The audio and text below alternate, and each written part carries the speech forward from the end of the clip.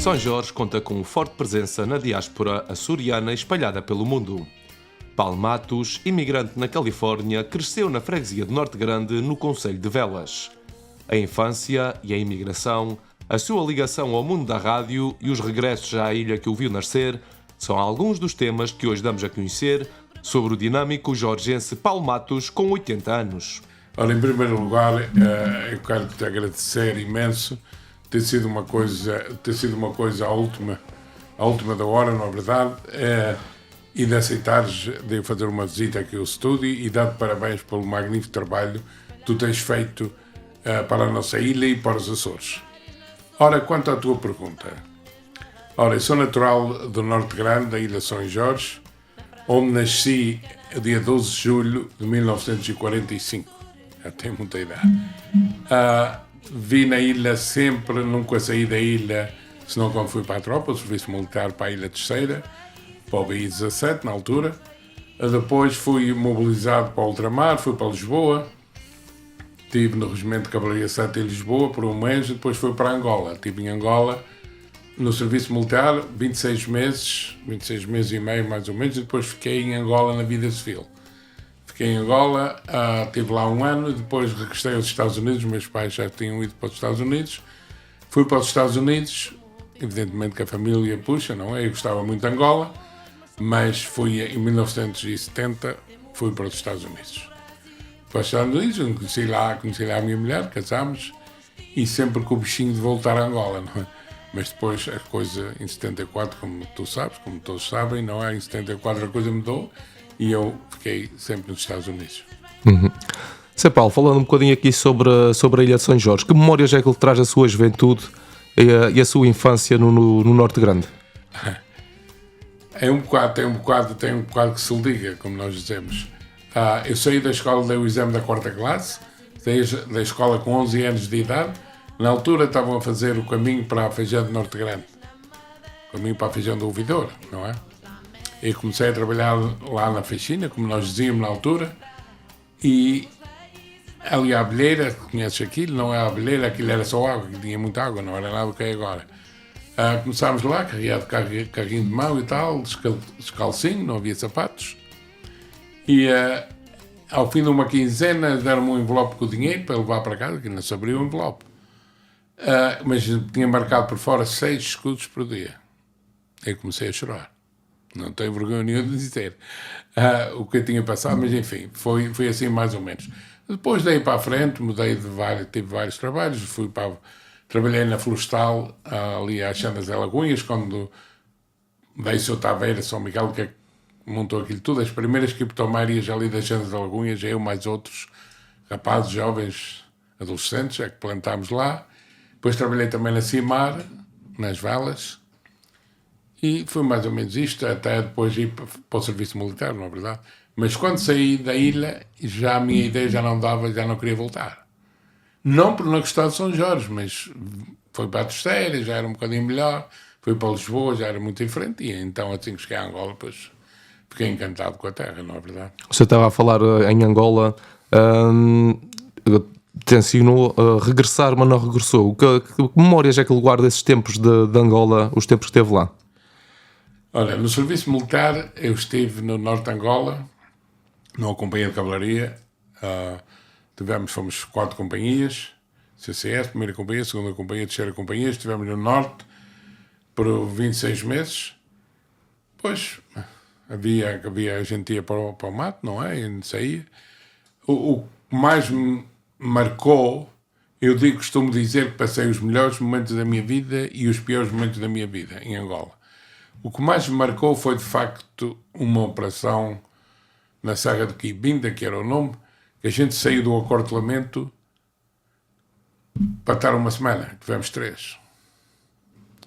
Sem lavar, sem nos tomar banho, nada. Um papo seco, que era para uma semana, 2 papos secos, parece-me, e tivemos 3 semanas a comer batata doce e mandioca, se apanhava nos filos, mas pronto, escapámos e ninguém se feriu e foi tudo bem. Mas éramos novos. Naquela altura passava-se bem, não é? Pois, não era bem, era mal, mas de qualquer maneira sobrevivia-se. Sr. Paulo, falando dos Estados Unidos, da Califórnia, que memórias é que ele traz os primeiros tempos quando chega lá? Ora, e quando cheguei à Califórnia Domingos Espírito Santo de 1970. Também me esqueci, maio de 1970. Quando cheguei à Califórnia, cheguei lá às 11 meia-noite. Cheguei à casa dos meus pais, no outro dia os meus pais estavam lá. No outro dia de manhã, como me levantei, saí à rua, olhei de roda, perguntei à minha mãe, que Deus tem, um dia que tinha tirado a fotografia que me tinha mandado para Angola. Ela disse, cara, aqui, aí em frente. Se tivesse um caminho, eu ia a pé ou de bicicleta, ia-me embora. Naquela primeiro mês, vamos lá, ia-me embora. E depois foi uma coisa, aqui em São Jorge, a vida social no meu tempo era muito pouca. Era ir à Sociedade de Filharmano, que tínhamos lá no Norte Grande, e pouco mais. Não havia um café, não havia nada. Eu tenho 80 anos, não é? Isso há muitos anos, há 60 anos atrás. E a vida social era pouco, mas depois, quando eu fui andando em Angola, a vida social já era muito boa. Era uma vida, havia muita vida social, não é? E eu, quando cheguei aos Estados Unidos, não me dei nada bem com a vida social americana.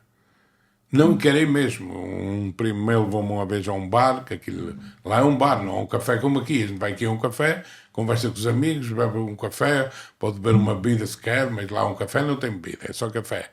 E os bares lá um bocado vamos lá, a bêbados e prostitutas. Para dizer sincero, era assim. Eu nunca encarei bem a vida social e depois comecei-me a envolver na comunidade portuguesa, a ir para festas.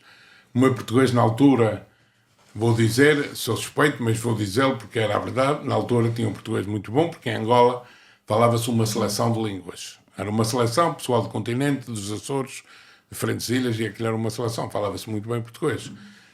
E quando cheguei a Angola, pessoas tinham lá programas de rádio independentes, começaram a dizer para eu fazer rubricas, para eu ajudá-los a fazer rubricas. E no fim de 1970 eu já estava envolvido na rádio lá, tivemos uma rubrica lá, mais um colega meu que tinha estado na Força Aérea, Cantinho de Angola. Teve muito sucesso, fizemos isso por 2 anos, mais ou menos. Depois eu comecei a colaborar com diferentes programas. Até que chegou a altura que conheci o João Manuel Dias e trabalhámos em umas 3 estações, julgo eu. Trabalhámos primeiro na CAD, que era uma estação aí muito forte, uma estação muito boa mesmo, que era americana. Depois um português comprou, trabalhámos lá uns tempos, mas aquilo não trabalhámos. Vamos lá, não era o tempo inteiro, era só aos fins de semana e assim. Fizemos em uma de João Manuel, fizemos o primeiro programa do exterior com festas, programa que eu adoro fazer rádio do exterior. E o de João, que foi iniciamos isso, e depois muitos fizeram. Depois, mais tarde, trabalhei para a QLBS por 2 vezes, para o Sr. Batista Vieira, e depois, mais tarde, há 13 julgo que vai fazer 13 anos, se a memória não me falha. O João resolveu, falámos, e o João resolveu ir para este projeto da rádio na internet. Naquela altura foi muito difícil, foi muito, muito, muito difícil. Por vários motivos. Tivemos pessoas a não querer que a gente fosse, a tentar parar aquilo. Depois, mais tarde, quando legalizamos tudo, depois tivemos a gente diz o FCC, que é do governo dos Estados Unidos, os direitos de autor. O João antes me deu uma carta para ele pagar $10.000 de direitos de autor. Ele estava lá no Washington, foi lá e tentou provar e provou. Eles puseram aquilo para 4 e tal ou $5.000. Mas, quer dizer, tem os seus altos e baixos. Depois a coisa começou a caminhar, começámos a ter mais ouvintes, a ter mais audiência em diferentes partes do mundo, não é? E a coisa começou a andar bem. É um bocado difícil, como o Maurício sabe, que isto não é fácil. Não é fácil. Isto é por amor à camisola, como diz o outro. Mas não é fácil, porque tem despesas, evidentemente. A gente agora lá tem estudos em minha casa, ou o Colises tem estudos na sua casa, falecido Vital, faleceu, também tinha estudos na sua casa. A gente tem o nosso estúdio e fazemos de casa, não é? Vai tudo à central, que é o João, e depois é distribuído online. para online. Mas eu depois comecei mais tarde, aí há uns 3 anos ou assim, comecei também a fazer no Facebook, Em vídeo. em vídeo, a fazer o vídeo no Facebook. E aí, coisa foi uma coisa. Porque as pessoas, aumentou muito, muito, muito a audiência no meu programa. E a razão é simples. As pessoas de idade, para descarregarem a aplicação, muitas vezes é um problema, e mas não sei quantos. Mas quando é no Facebook, eles lá vão devagarinho e veem a fotografia e ouvem. Tem muitos ouvintes, mesmo aqui nos Açores, no Facebook, não é? O ano passado, quando estive em Santa Maria, ou já este ano, no inverno, eu fiz vários programas, trouxe o meu computador portátil e fiz, não no Facebook, só áudio. Mas este ano eu não tenho feito. É uma hora má, não é má, é uma hora boa, mas sabe, uma pessoa queria a qualquer lado, das 3 às 5 está para ele, depois eu falei com o João está a pôr no automático, ou está a pôr programas gravados, o que eu não acredito muito em programas repetidos, mas pronto, são ideias, não é? Mas de resto está tudo a correr mais ou menos. Sei, Paulo, isso é que também é muito ligado assim à comunidade a nível a comunidade portuguesa lá fora. Já participou em várias Teve 25 anos. Sim. 25 anos a apresentar as festas da Senhora dos Milagres em Gastine. Também 20 tal anos a apresentar as festas da Senhora de Fátima em Torton. E muitas outras festas do Espírito Santo e vários lugares. Tive uma altura que eu tinha apresentava à volta de uma dúzia de festas. Depois comecei a cortar um pouco, não é? E ultimamente era a Espírito Santo em Gastine, os Milagres e Nossa Senhora de Fátima em Torto. Era em julho, Espírito Santo, em setembro Gastine e em outubro Torto, não é só. Mas o ano passado despedi-me, fiz a minha despedida, parei por motivos familiares, não é? E pronto, tudo tem um princípio, um meio e um fim. E a gente tem que compreender quando deve parar. E foi isso que eu fiz, embora gostasse imenso, gostava muito, fazia com muito gosto, por amor à camisola, as pessoas davam-me um donativo, e eu aceitava, porque não sou pobre soberbo, mas pronto, era uma coisa que eu fazia com muito gosto.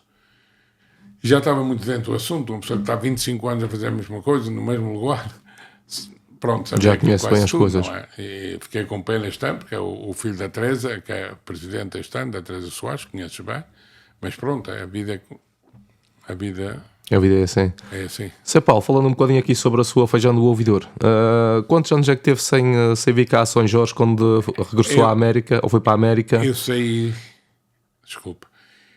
de São Jorge em 1967 para Angola e voltei para trás em 1990. Uma mudança radical. Quer dizer, pronto, aconteceu o 25 de Abril, aconteceu tudo isso, não é? E eu quando cheguei, de facto... Achou diferença na ilha? Uma coisa. A diferença maior que eu fiquei mais contente, mais satisfeito, que eu achei foi a questão de higiene. Quartos de banho, águas enganadas, tudo isso. Aquilo para mim foi uma coisa espetacular. Porque quando eu saí, evidentemente, não sei, o marido está muito mais novo, já não apanhou talvez isso, mas a gente não tinha água corrente em casa, não tinha cartas de banho, não tinha águas quentes, não tinha nada disso. Isto, era tudo à antiga, não é? E fiquei muito satisfeito quando cheguei, que encontrei tudo da maneira que encontrei. E ano após ano, por exemplo, a Feijão do Ouvidor, neste momento, é uma vila. Eu digo que é uma vila, não é? Está muito bem arranjada. O Presidente da Câmara, o Luís, foi espetacular, fez um magnífico trabalho em todo o Conselho, mas lá na Feijão, que ele está muito bonito, muito bem arranjado. E eu, já o ano passado, quando vim, aluguei uma casa lá. E este ano aluguei um apartamento do Luís, José e da Natália Silva, que são de lá, mas vivem na Angelina. Aluguei um apartamento lá ao pé do Parque Multiuso e lá estamos. Vamos estar lá até o fim de setembro. E tenciona vir cá mais vezes, a curto, médio prazo? Vamos lá ver como é que a vida se apresenta. Eu vou estar cá, vamos estar aqui em São Jorge, até, salvo erro, dia 4 de outubro, vou para Santa Maria, julgo que é o dia 4. Estamos lá o mês de outubro e depois regresso aos Estados Unidos no princípio de novembro.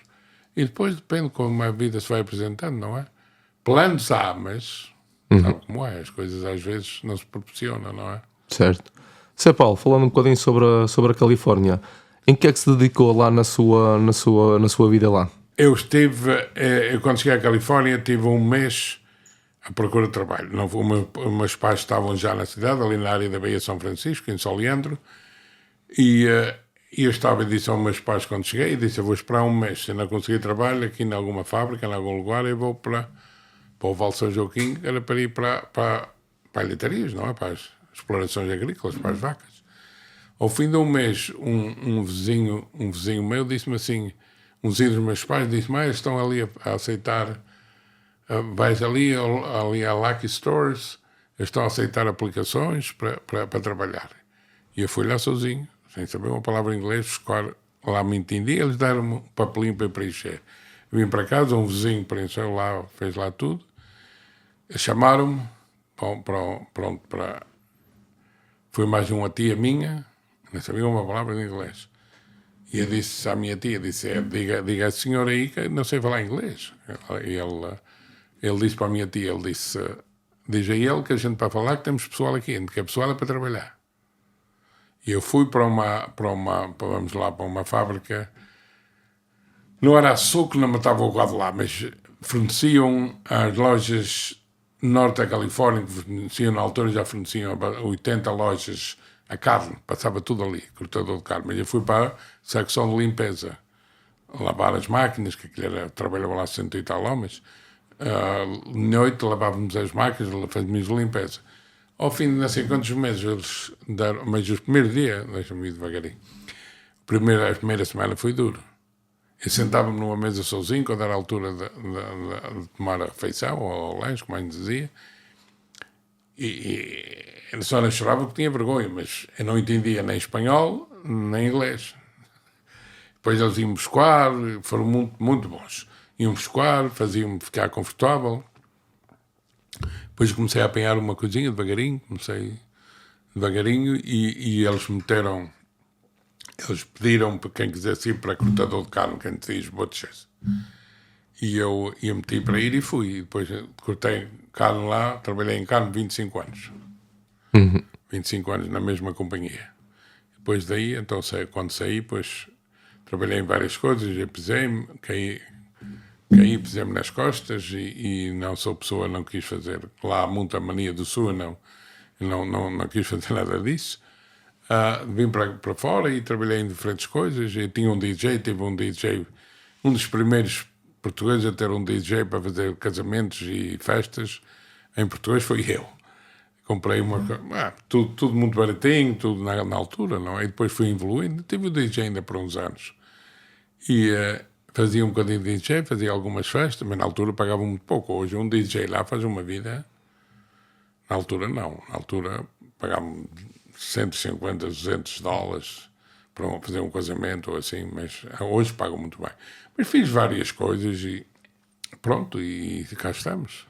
Que pessoas guarda na sua memória que lhe tenham sido importantes na sua vida pessoal e no seu crescimento e desenvolvimento pessoal? Guarda alguma pessoa que lhe tenha ficado marcado na sua memória, seja aqui de São Jorge ou de Angola, ou da Califórnia, que recorde com estima e que ele tenha sido um suporte essencial para o seu desenvolvimento pessoal e profissional?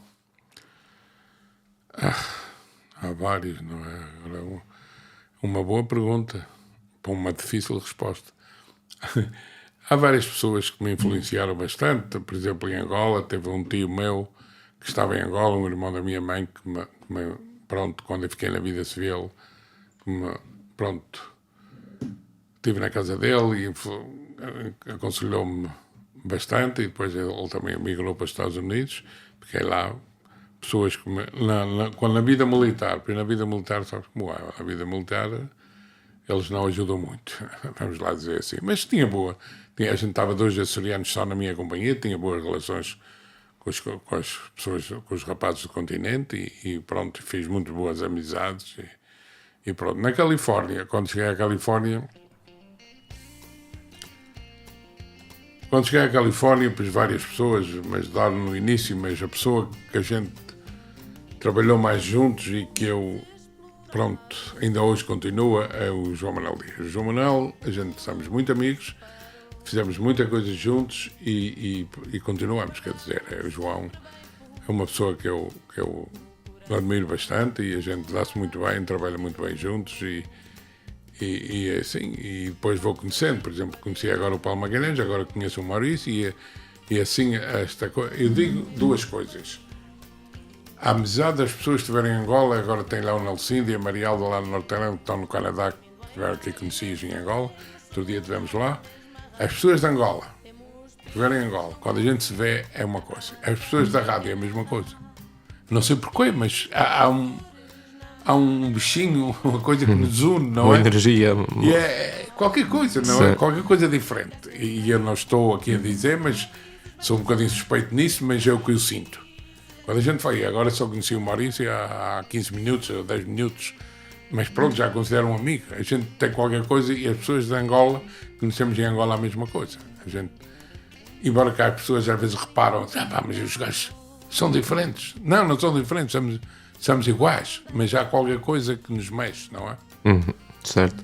Sr. Paulo, e para terminar esta entrevista aqui da Ilha e do Ilhéu, deixo-lhe aqui alguns segundos para uma mensagem final. Pode ser uma mensagem de felicitação, pode ser algum apelo, pode ser um beijinho, um abraço para alguém que possa possivelmente ver isto. Deixo-lhe aqui alguns segundos para uma mensagem final, ou para algum apelo, ou para alguma coisa que seja importante acrescentar a esta entrevista. Olha, em primeiro lugar agradecer-te mais uma vez pela tua disponibilidade, pela tua amizade já, e também dizer a todos que virem esta entrevista, visitem os Açores, visitem São Jorge, mas visitem os Açores, porque eu acho que é muito importante. Os Açores sabem receber, há muito boas comodidades já, não é nada do que era antigamente. Se não vem há muitos anos, venham, visitem os Açores, apoiem tudo o que é açoriano, o que é português, e um abraço de amizade para todos os que vão ver este trabalho. Paulo Matos, uma voz de São Jorge na diáspora açoriana.